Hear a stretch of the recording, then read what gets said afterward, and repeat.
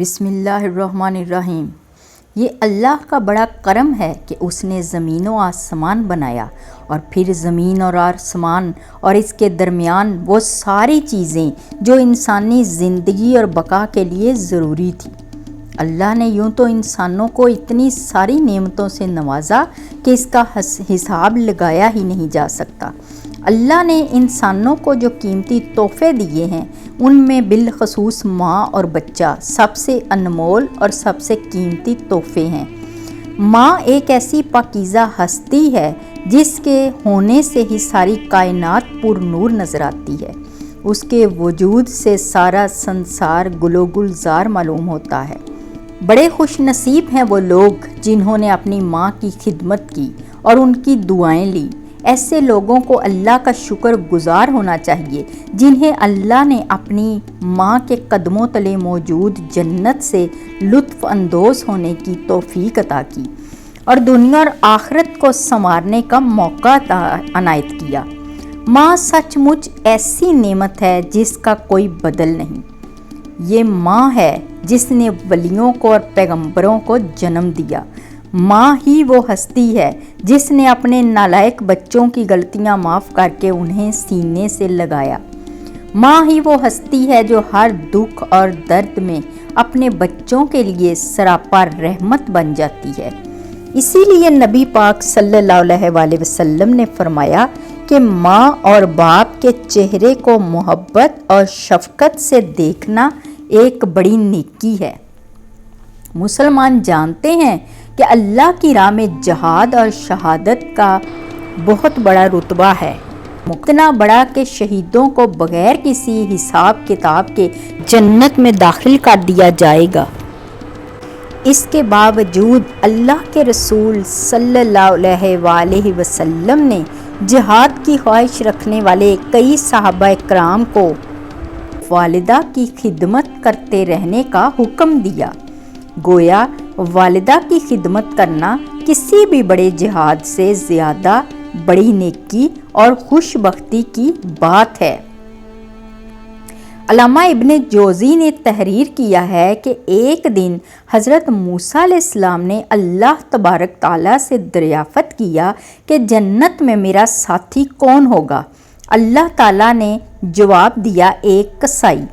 حضرت موسیٰ علیہ السلام کا تجسس بڑھ گیا اور اللہ تعالیٰ سے اس کسائی سے ملنے کی خواہش کا اظہار کیا۔ اللہ تعالیٰ نے حضرت موسیٰ علیہ السلام کی رہنمائی فرمائی اور حضرت موسیٰ علیہ السلام اس کسائی سے ملنے اس کی دکان پر پہنچ گئے۔ شام کو کسائی نے اپنی دکان بند کرنے سے پہلے تھوڑا سا گوشت لیا اور گھر کی طرف روانہ ہوا۔ حضرت موسیٰ علیہ السلام نے کسائی سے درخواست کی کہ وہ انہیں بھی اپنے ساتھ لے چلے۔ کسائی نے حضرت موسیٰ علیہ السلام کی درخواست قبول کر لی اور کہا کہ ٹھیک ہے، میرے ساتھ آ جاؤ۔ کسائی کو یہ معلوم نہیں تھا کہ آپ اللہ کے پیغمبر حضرت موسیٰ علیہ السلام ہیں۔ کسائی اپنے گھر پہنچا تو اس نے اہتمام کے ساتھ گوشت پکایا اور پھر روٹی بنائی۔ گھر میں موجود ایک ضعیف بڑھیا کے پاس آیا، اسے اٹھایا، اس کے ہاتھ پاؤں دھلائے اور نوالے بنا کر نہایت محبت سے اس کے منہ میں ڈالنے لگا۔ حضرت موسیٰ علیہ السلام نے اس سے پوچھا، یہ بزرگ اور ضعیف خاتون کون ہے؟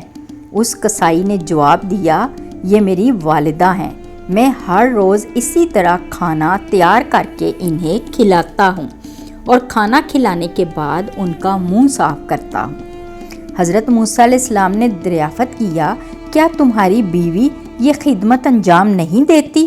اس کسائی نے جواب دیا، یہ ذمہ داری میری ہے، میری بیوی کی نہیں۔ یہ میری ماں ہے، اس نے مجھے جنا ہے، میری پرورش کی ہے، اس لیے اپنی والدہ کا سارا کام میں خود ہی کرتا ہوں اور ان کی خدمت کر کے راحت محسوس کرتا ہوں۔ کھانا کھانے کے بعد وہ ضعیف و نزار خاتون کچھ بولنے لگی۔ حضرت موسیٰ علیہ السلام نے کسائی سے پوچھا، یہ کیا کہہ رہی ہیں؟ کسائی نے کہا، یہ ایسے ہی الٹے سیدھے اور بے جوڑ الفاظ کہتی رہتی ہیں۔ یہ کہہ رہی ہیں کہ اللہ تعالیٰ تجھے جنت میں موسیٰ کا ساتھی بنائے۔ ذرا آپ غور کیجئے، کہاں میں ایک معمولی سا کسائی اور کہاں اللہ کا برگزیدہ پیغمبر حضرت موسیٰ علیہ السلام۔ میری بھلا کیا حیثیت کہ میں جنت میں موسیٰ علیہ السلام کا ساتھی بنوں۔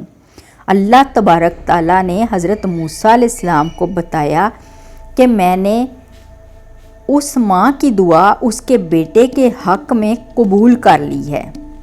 ماں کی دعاؤں کی برکتوں سے راستوں کے پہاڑ بھی روئی بن کر اڑ جاتے ہیں، راستوں پر بچھے کانٹے پھول بن جاتے ہیں، دل میں اطمینان کا بسیرا ہوتا ہے۔